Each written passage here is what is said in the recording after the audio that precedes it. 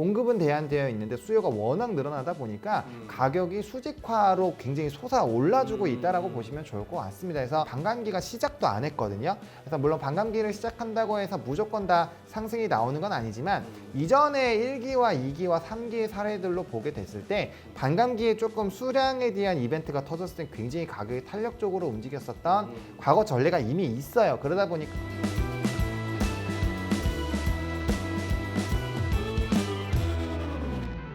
비트코인 하나에 1억 원을 돌파하며 코인 10개면 집을 산다는 이야기가 들려오고 있습니다. 관련주들도 움직이는 모습인데요. 앞으로의 상황과 투자 전략 살펴보겠습니다. 헤르메스 스탁 하창한 본부장님과 함께합니다. 안녕하세요. 네, 안녕하십니까. 비트코인 하나에 1억 원을 돌파하며 시장에 어떤 뜨거운 관심을 받고 있는데요. 이러한 배경이 분명히 있을 것 같아요. 어디에 있다고 보십니까? 예. 일단은 크게 두 가지의 트리거가 있었는데 첫 번째로는 이제 1월 달에 승인이 났었던 이제 비트코인 현물 ETF죠. 사실 이제 그 부분이 진행이 되면서 상승 트리거가 굉장히 좀 높아졌는데 그 이유가 뭐냐면 결국에는 이제 현물 ETF가 승인이 되면 그런 정말 수많은 이제 자산운용 쪽에서 이런 기관의 수급이 들어갈 수 있다라고 얘기가 나왔고 그 물량 자체가 굉장히 크거든요. 그렇겠죠. 그리고 그 부분에서 또 중요한 게 뭐냐면 이들은 사실 가격이 낮다라고 해서 개인 투자처럼 기다렸다 사는 게 아니라 수급이 들어가기 시작하면은 그렇죠. ETF 자금 들어오면 사야 돼요. 네, 그렇기 때문에 네. 가격 상관없이 사줄 수밖에 없는 환경이 마련이 되고 있었던 거고 그러다 보니까 처음에는 좀 일부 자산운용에서 좀 대규모 매도를 하다 보니까 가격이 일부 주춤하긴 했지만 파는 물량보다 사는 물량이 월등히 많아지다 보니 거기서부터 가격 상승이 굉장히 가파르게 나오고 있다라고 보시면 좋을 것 같고 두 번째로 바라보고 있는 것은 우리가 비트코인 반감기죠. 지금 4월 말로 좀 예상이 되어 있는데 애초에 비트코인 같은 경우는 딱 만들 때부터 수량과 이제 이런 반감기를 약속을 하고 스타트를 한 거예요. 그렇죠. 네, 그러다 보니까 지금 벌써 한 90%가 생산이 되어 있는 상황이고 네. 요번에가 이제 네 번째 반감기잖아요. 그러다 보니까 남은 물량들도 얼마 남지 않은 상황에서 추가적으로 공급단이 굉장히 제한되고 있는 상황이고 그러면은 이제 물량이 돌려면 기존에 가지고 있었던 사람들이 팔아야 되는데 지금 우리가 현물 ETF에서 수급이 쏠릴 거라는 걸 알고 있다라는 거죠. 그러면은 안 팔지 않을까요? 그러면은 어떻게 되냐면 수요는 많은데 공급이 정말 어마어마하게 제한이 되는 그런 시장이 됩니다. 이게 이제 부동산 시장에서 상당히 나오는 건데 이제 수요와 공급 곡선이 이제 완전 수직으로 솟아버리는 그러한 흐름들이 나타나는 거죠. 그렇기 때문에 공급은 대한되어 있는데 수요가 워낙 늘어나다 보니까 가격이 수직화로 굉장히 솟아올라주고 있다라고 보시면 좋을 것 같습니다. 그래서 이러한 기조가 상당 부분 좀 유지가 될 것 같고 또 추가적으로 모멘텀이 나온 얘기들이 이제 뭐 계속적으로 기다리고 있는 이더리움에 대한 ETF 승인도 기다리고 있고요.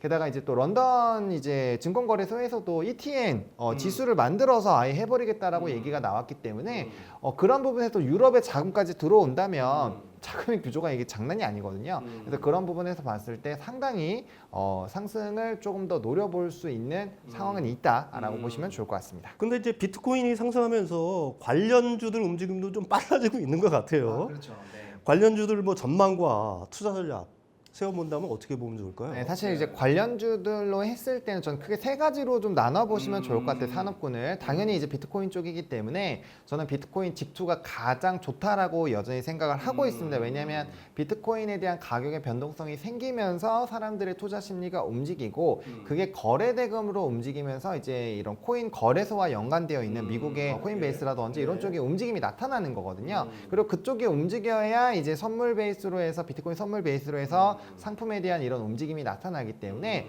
크게 세 가지로 이제 비트코인을 직투하는 거 그리고 미국의 코인베이스나 이런 관련된 선물 ETF를 하는 거 그리고 우리나라에서 이제 관련주를 투자하는 건데 우리나라는 가장 좀 후순위로 말씀을 좀 드리고 싶습니다. 그 이유가 뭐냐면 좀 영향도가 달라요. 제가 왜 먼저 이렇게 설명을 드리냐면 비트코인은 그 코인 가격의 자체가 움직임이 생기잖아요. 그러니까 당연히 그 상승폭과 하락폭을 가장 크게 느낄 수밖에 없고 코인베이스 같은 경우는 워낙 이제 거래 대금이 크다 보니까 그 회사가 직접적으로 그 많은 거래 대금에 대한 수수료를 받아가는 구조잖아요. 근데 우리나라에서 투자를 해야 되는 그런 종목군들 같은 경우는 두나무에 대한 지분을 뭐 8%, 6% 뭐 이렇게 좀 적은 부분들을 보유하고 있다라는 부분으로 부각을 받고 있거든요. 그 두나무의 지분을 100% 받고 있다라고 한다면 코인베이스와 동급으로 움직임이 나타나겠지만 지분 자체가 굉장히 낮아요. 그리고 창투사들의 대부분이 주나무에 투자를 한 상황이거든요. 그러다 보니까 관련주가 또 어마어마하게 좀 뻗어져 나갈 수가 있고요. 그래서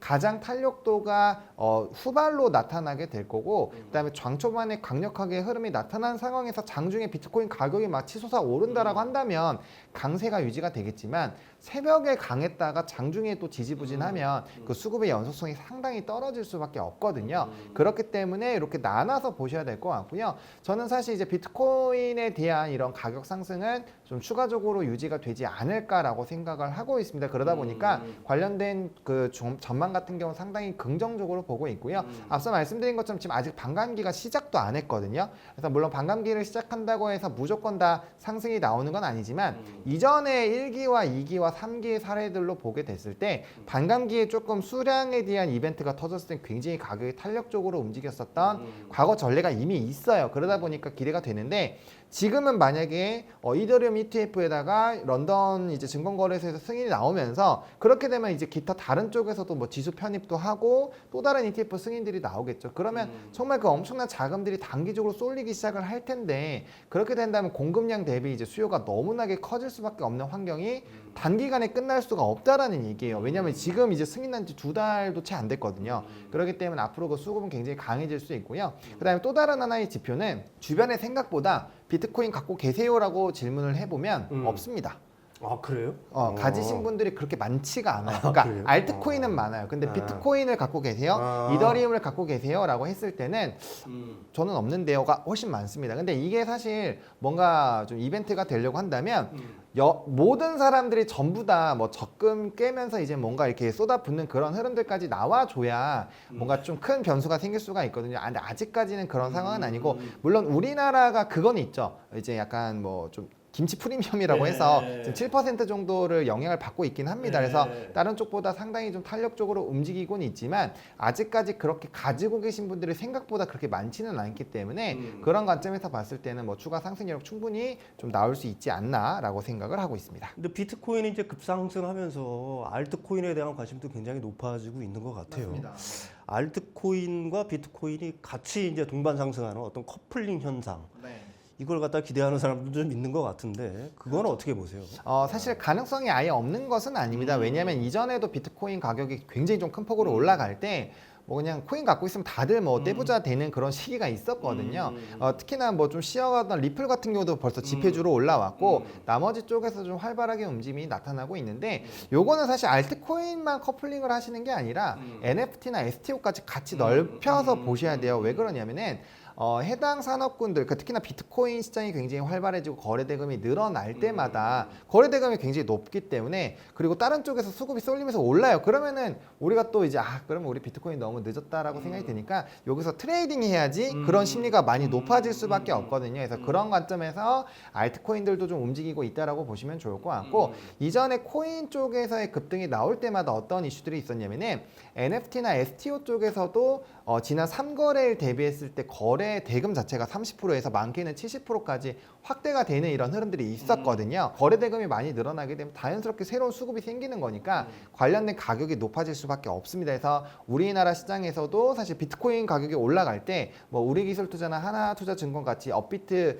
지분을 가지고 있는 회사들이 움직이기도 했지만, 갤럭시아 SM, 갤럭시아 머니트리, 뭐 IT센 이런 종목군들도 굉장히 강하게 움직였거든요. 그래서 그런 부분에서 수급이 쏠리고 있다는 점, 그리고 최근까지도 위메이드 그룹주 코인 갖고 있잖아요. 그쪽에서도 굉장히 좀 강하게 상승력이 나오고 있다는 점을 봤을 때는 상당히 다양한 부분으로 영향을 줄 수 있다라는 부분으로 이해를 해보시면 좋을 것 같고, 단기적으로는 알트코인도 충분히 채널링이 되고 있고 될 수 있다 정도로 정리를 드리고 싶습니다.